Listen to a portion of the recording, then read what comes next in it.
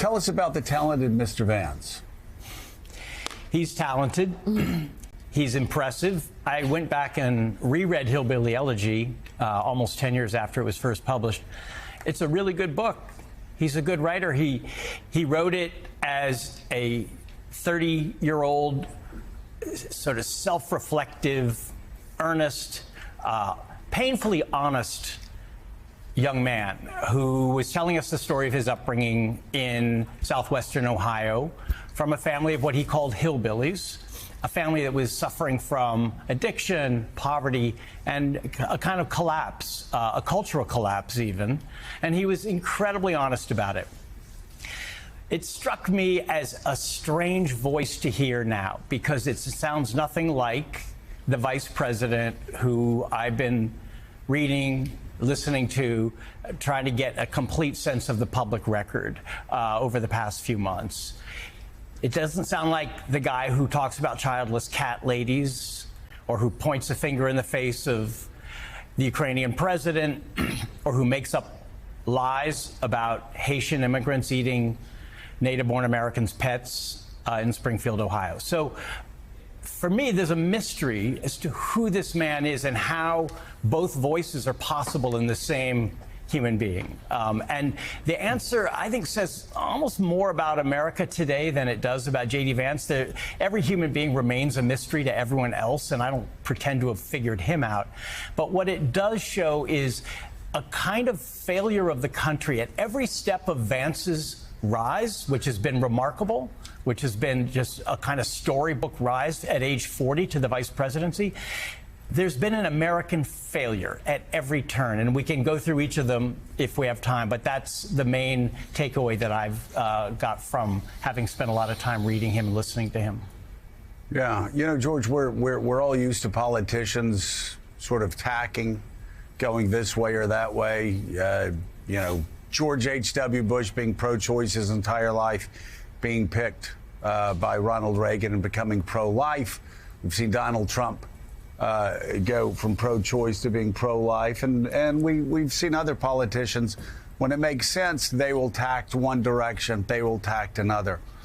With J.D. Vance, it seems we have two completely different people. We have the guy that we all knew that would come on Morning Joe, that would talk about Hillbilly Elegy.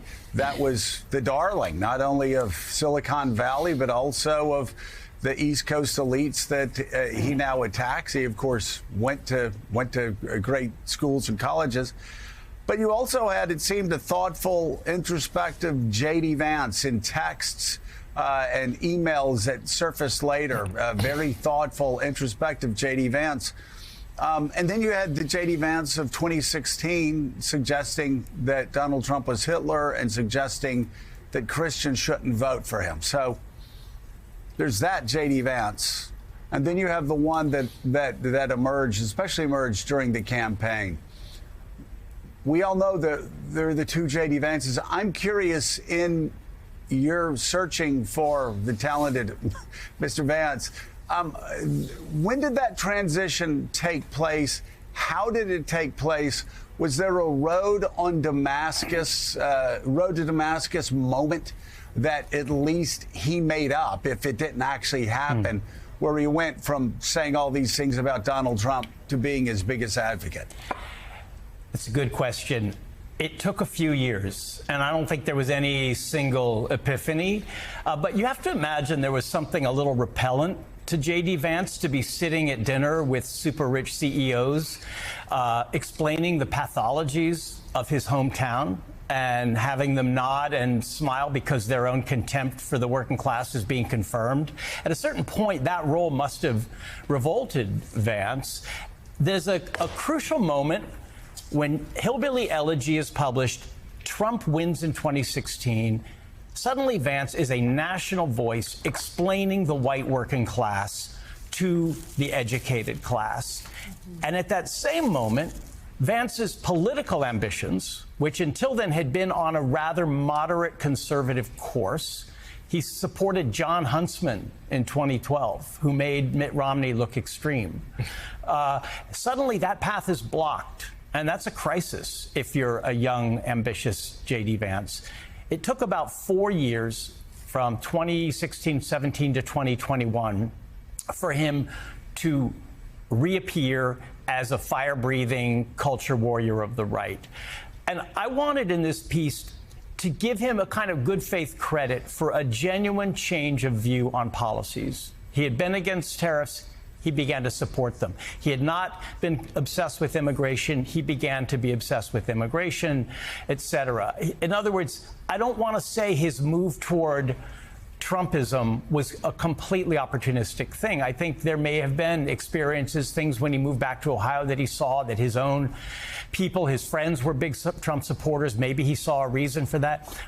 What I find remarkable is that he went from being that thoughtful, reflective, and respectful young man to being vituperative and hostile and demonizing large groups of his fellow Americans while asking them to elect him to represent them.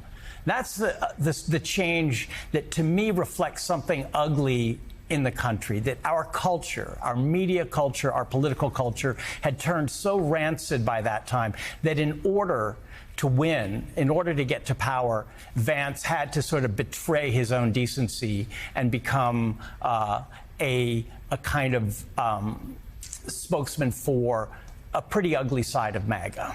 So, George, there was, and I want to emphasize the past tense of was, a moment in J.D. Vance's life that at least I saw, and clearly you saw, where he could have assumed sort of a Robert F. Kennedy role in our politics.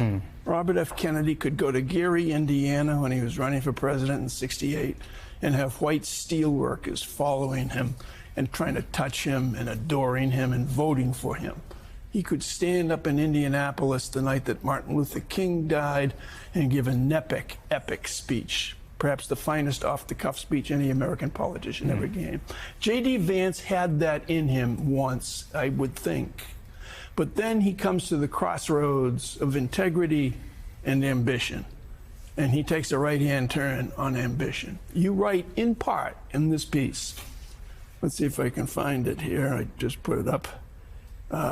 Hold on. It's Mike Barnicle with a phone. Okay, good thing we have a 4-hour show. Here we go. All right. That was fast. He's got it. Not too bad. Vance is a politician with an unusual interest in ideas and a combative nature fed by an old wound. The combination makes him capable of going a long way down an ideological road without paying attention to the casualties around him. Who is he? That reminds me a little bit of Richard Nixon. There is that sense of grievance from his youth that Nixon had, that intelligence, incredible intelligence in both of them, and that hardness and willingness to see other people suffer at his hands, you could say. I don't mean physically, but certainly politically. And just, I mean, Vance is getting into these fights on X with random Xers, tweeters, whatever you call them these days, who say something about a policy and he comes back at them with profanity. It's as if one notion I had was that he has sort of been able to liberate himself from having been civilized by the meritocracy. He went to Yale. He married this very talented, very intelligent Yaley, who kind of taught him how to be an Ivy Leaguer, that you had to figure out that there are different varieties of white wine. This is all in Hillbilly Elegy. And there must have been some kind of pressure, internal pressure to conform to that.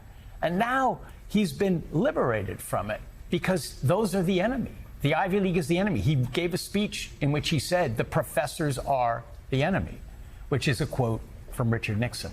Oh. So I think there must be a kind of freedom in being able to go on X and get into fights, and any challenge to his honor, he's going to come right back at it.